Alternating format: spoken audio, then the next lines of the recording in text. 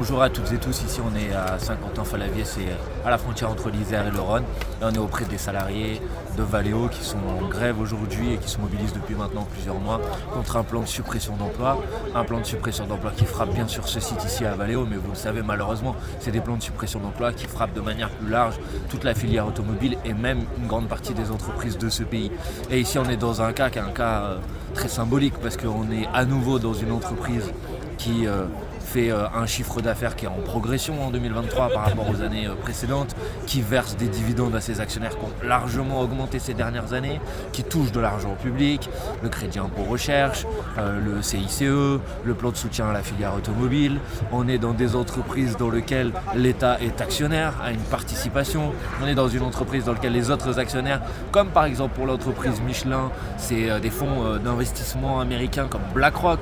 Donc on est dans des entreprises dans lesquelles il y a une santé économique florissante et malheureusement ça se traduit par des plans de suppression d'emplois et ça c'est une situation qui est insupportable et inacceptable.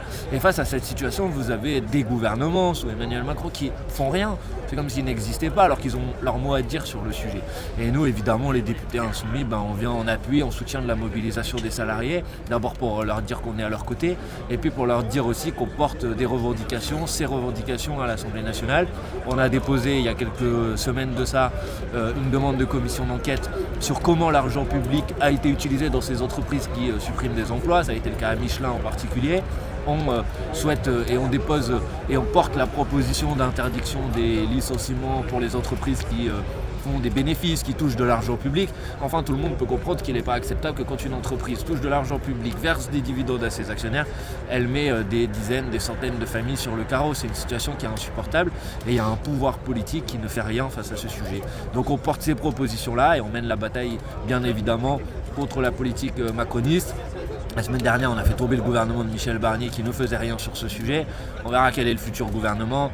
Mais malheureusement, manifestement, il risque de s'inscrire aussi dans la continuité avec la politique macroniste. Et donc, il faudra aussi combattre sa politique. Et combattre sa politique, évidemment, jusqu'à ce que le président de la République lui-même s'en aille. Parce que tout le monde sait que c'est lui le problème, qui ne veut pas abandonner le pouvoir, qui ne veut pas lâcher le pouvoir.